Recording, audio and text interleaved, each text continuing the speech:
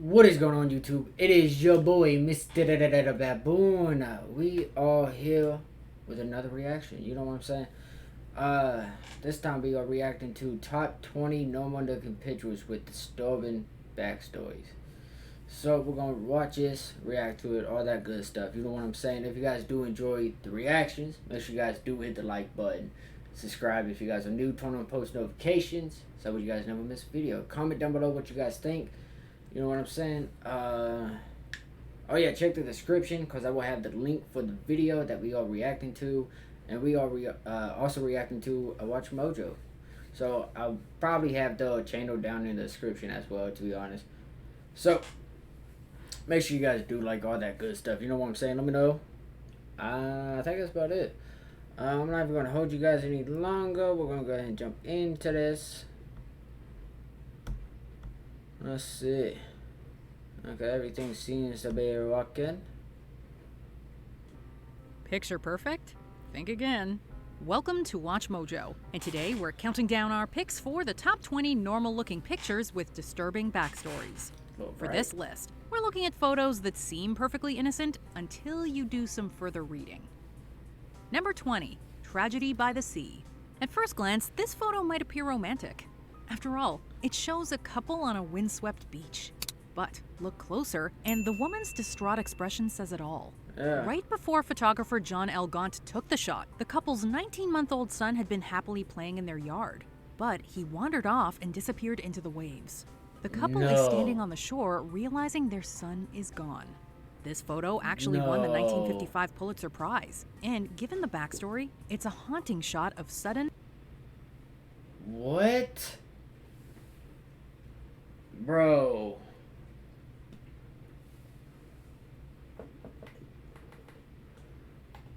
an unexpected tragedy. Number 19, the Space Shuttle Challenger crew. It's unclear where the astronauts in this photo are going, but they appear excited and optimistic about whatever's on the horizon. Doing some digging, you'll find that the crew was walking out of the operations and checkout building. They were headed for Pad 39B, where the Space Shuttle Challenger was about to take off. The STS-51L mission was notable for its diverse crew, although that's sadly not what it's best remembered for. Liftoff of the 25th Space Shuttle mission, and it has cleared the tower. Only a minute after launching, the space shuttle exploded. 73.5 That's seconds. the one I was thinking. Challenger's engine shut down. The last data from Challenger is radioed to Earth. While nobody knows precisely when each crew member died, nobody survived after the spacecraft hit the ocean. This photo... I mean, if you think about it, the majority is going to die on impact. Like, I mean, I feel like most of them would, like, you know, pass away on the, like, around the same time. You know what I mean? Maybe a couple seconds before, a couple seconds later, but no more than 20 seconds, especially with the explosion. You know what I mean? So... was taken on January 28, 1986. Mere hours before the crew unknowingly embarked on what would be their final mission. Number 18, Christopher McCandless. With a grin across his face, the man in this picture appears to be waving hello. What have I heard about? I heard him. By. This bearded explorer is Christopher McCandless, the subject of the 2007 biopic Into the Wild. Is there anybody here? Leaving his old life behind, McCandless decided to fend for himself in Mother Nature's backyard, eventually seeking refuge in an abandoned Fairbanks Bus 142. In August 1992, the 24-year-old McCandless died at Stampede Trail, Alaska, most likely due to starvation. Based on the last self-photo he took, it's evident McCandless knew his days were numbered.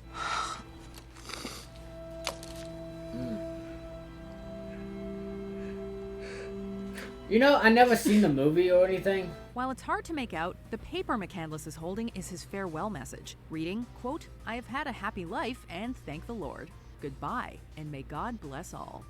Number 17, lightning strike. While the numbers vary, the odds of getting struck by lightning are relatively slim. Yeah, that doesn't mean you shouldn't take lightning safety seriously. Oh, absolutely. This photo of 18-year-old Michael McQuilkin and his 12-year-old brother Sean has served as a cautionary tale ever since it was taken in 1975. Posing together at Morro Rock, the brothers were goofing around with their hair standing on end. Their static hair and those storm clouds in the background were more foreboding than either realized, as lightning struck them shortly after their sister took the picture. Another hiker died, and while the brothers survived, Sean was left with third-degree burns and took his own life in 1989. Michael continues to spread awareness about the dangers and warning signs of lightning. Number 16, another day in Oma. Looking at this photo, the first thing you're inclined to notice is the man standing in the street and the child on his shoulders. Yeah. Meanwhile, the red car parked on the side of the road appears inconsequential. What you might not realize is that the photo was taken in Oma, a Northern Ireland town, on August 15, 1998, not long before this car blew up. The real Irish Republican Army, a splinter group, executed this car bombing 5 days after the Good Friday Agreement was signed. 500 pounds of explosives detonated inside a red Vauxhall Cavalier parked on the roadside, pulverizing surrounding buildings. Although the real IRA claimed that innocent civilians were not their target, 29 lives were lost in the bombing, and roughly 220 were injured. It was the biggest loss of life in a single attack in Northern Ireland. While the man and child thankfully survived the bombing, the person behind the camera did not. Damn. Number 15, David A. Johnston.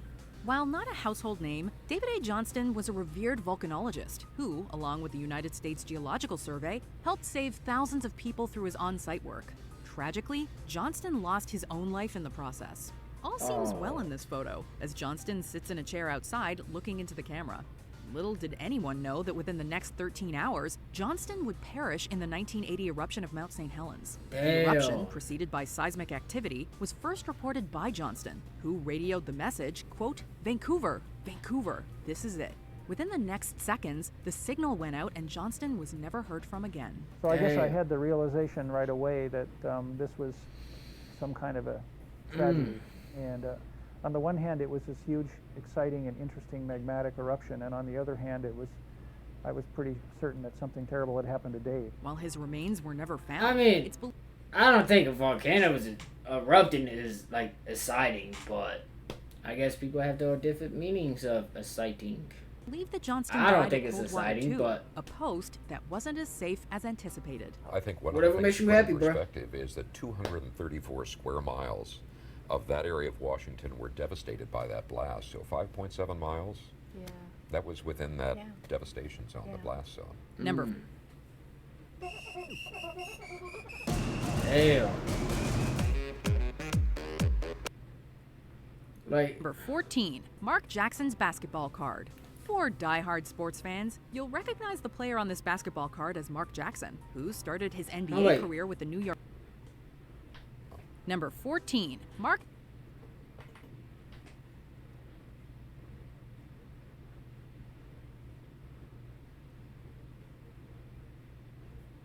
but that's basketball. How's that? It says baseball card, bro. What? Jackson's basketball card. For die-hard sports fans, you'll recognize the player on this basketball card as Mark Jackson, who started his NBA career with the New York Knicks and later coached the Golden State Warriors. At first glance, this card would likely blend in with the rest of your collection. Take a closer look at the lower left-hand corner, though. You see those two young fans sitting in the front row?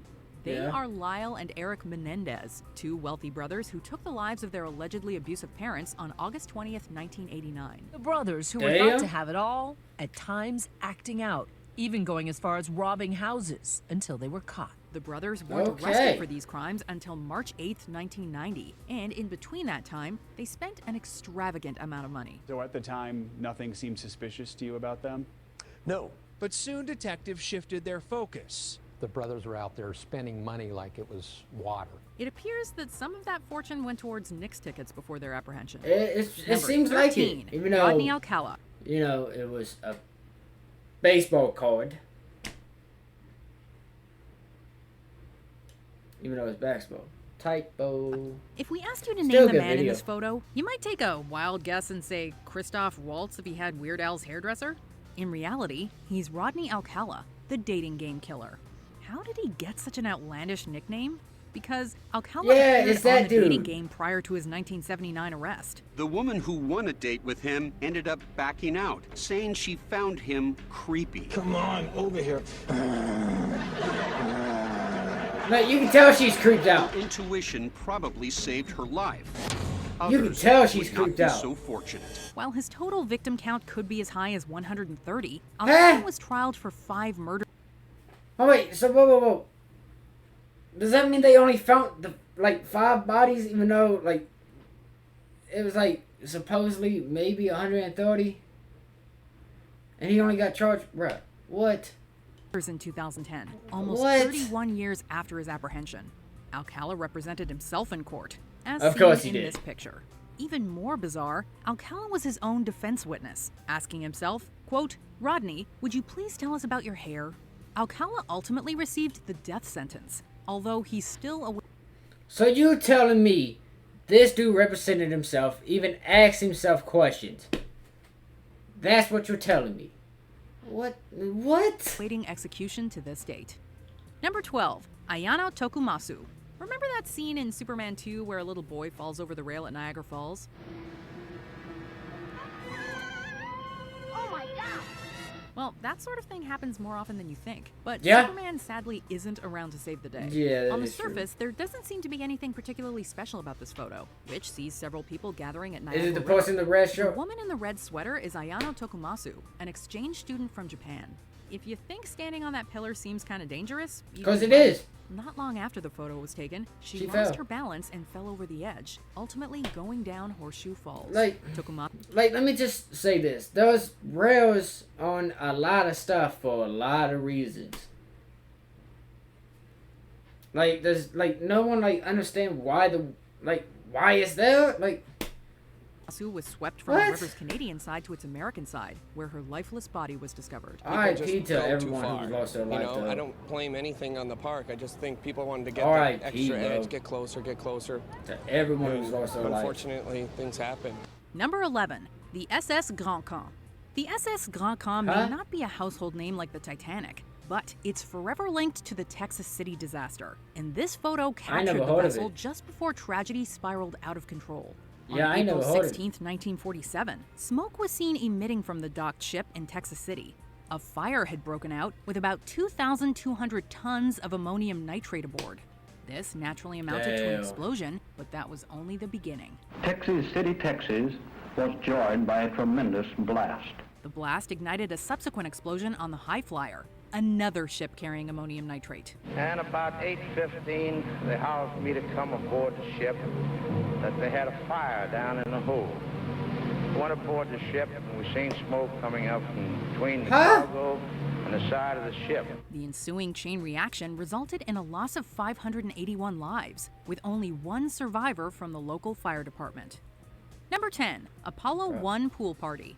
The space pod in the swimming pool is only the second weirdest thing about this photo. Yeah, I was gonna say, why How often is- do you see astronauts lounging on water floats while wearing their spacesuits? Yeah, Surely why? there must be a humorous story behind such a surreal image. Unfortunately, it's quite the opposite. Yeah, The suited up yeah. astronauts in this photo were Gus Grissom, Ed White, and Roger B. Chaffee. They were training for the Apollo 1 mission, which was planned to commence in February of 1967. On January 27th of that year, a fire broke out in the cabin during a pre-launch test. Unable to No. open the hatch door, the 3 men perished in the fire, which was caused by No. electrical problems. Damn. Thus, the mission ended before it even started. The pad where Grissom, You know, I Chaffee, think and I have White heard of died this is now one. a memorial. Lieutenant Colonel Virgil Grissom, think I have. U.S. Air Force, and Lieutenant Commander Roger Chaffee are buried at the Arlington National Cemetery. Lieutenant Colonel Damn. Edward White is interred at West Point Military Academy. Number 9, bear photographer. There are countless photos of bears out there, and this I wonder what's gonna go wrong. What could go wrong? You're up close with the bell, with the picture, taking this picture. What could go wrong? doesn't look much different from all the rest. Since the picture was taken from a distance and the bear isn't charging, the photographer seemingly isn't in any immediate danger. After Darsh Yet. Patel snapped this pic using his phone, however, the bear started to follow him and his friends. The group split up as the bear began to close in on them, ultimately pursuing Patel. His phone was eventually found with animal teeth marks, while Patel's body was discovered at a nearby ravine. A scenic Sunday afternoon ended in horror when 5 hikers crossed paths with a 300-pound black bear that looked similar to this one. The bear was still hanging around the 22-year-old's fatally mauled remains, and the authorities took the wild animal out. We believe this bear was about 4 years old. It was not a tagged bear, meaning it had no history with the DEP. There was no research done on this bear that we know of. It had no previous incidents of aggression that would have called it to our attention. This photo op came at a steep price for Patel. Damn. All right, come on, let's hurry up. Come on, let's hurry up with this ad. Come on, chop, let's go. Thank you. Patel and the bear. Number 8. What are you smiling at? The two men being escorted in this photo are Richard Hickok and Perry Edward Smith. Who? Although handcuffs are visible, the jolly smile on Smith's face suggests they're only in for a mild offense. This couldn't be further from the truth. Ever hear of a book called In Cold Blood? Well, No. Hickok and Smith provided the basis for this best-selling true crime novel. The two criminals were convicted for the Clutter family murders and sentenced to death. Richard Hickok, the first to be executed, decided by a coin toss. Perry Smith's was second. In this chilling photo, Hickok and Smith can be seen leaving the courtroom right after receiving the guilty verdict. Much can be said about Smith's haunting grin. If there's one takeaway from the image, though, it's that this crime was indeed cold-blooded. Yeah. Number 7, Yeah. BTK at graduation. Dennis Rader was his church's president, a Cub Scout leader, and an all-around pillar of the community. As you can tell from this photo, Rader was also a family man who seemed quite proud of his daughter Carrie at her college graduation. This would all be overshadowed, though, when Rader was exposed as the BTK Strangler, the letters standing for bind, torture, kill as his preferred MO. When BTK came forward, everybody's life changed. He would see a woman walking and he would say, "She's next." Over the course of multiple decades, this seemingly ordinary guy took 10 lives. Huh? In 2005, the authorities used Carrie Rader's DNA to link her father to a crime scene, culminating in his arrest. Carrie had graduated from K-State, and while there, had tests at health services, both a pap smear and a biopsy.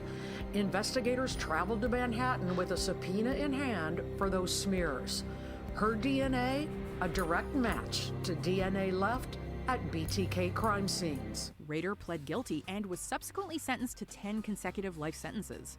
About 10. 14 years after her father was captured, Carrie released a book entitled A Serial Killer's Daughter, My Story of Faith, Love, and Overcoming. It's been like a cathartic process of having to go do really hard work and find those memories again of my father that I had lost and try to separate my dad back out as my dad and remove the BTK from it. Number 6, Dutch Girls of Panama. Scrolling through Instagram, chances are you'll stumble across a number of pleasant photos like these. Standing against a colorful backdrop with green hills and blue skies, 22-year-old Lisana Froon appears to have a lovely day ahead of her. Froon was on vacation with 21-year-old Chris Kramers, a fellow Dutch student seen in another photo at the same spot. The two set out for a hike in Panama on April 1st, 2014 when these pics were taken. This was also the day that Froon and Kramers disappeared, resulting in a grueling search. 10 weeks down the line, Froon's backpack was uncovered with her camera inside. Froon and Kramers' remains were eventually found scattered across the jungle, with the cause of death still up for debate. Number 5, Travis Alexander. Travis Alexander was 30 when this photo was taken of him in the shower.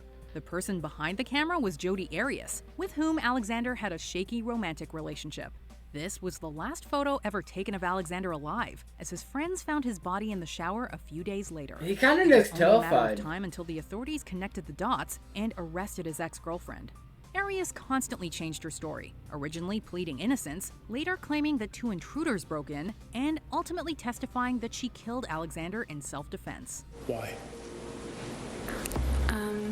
The simple answer is that he attacked me, and I defended myself. In the end, Arias was deemed guilty of first-degree murder, receiving a life sentence. We, the jury, duly impaneled and sworn, in the above entitled action, upon our oaths, do find the defendant as to count 1, first-degree murder, guilty. Alexander appears off guard in this photo. He does. Clearly had no idea what was coming.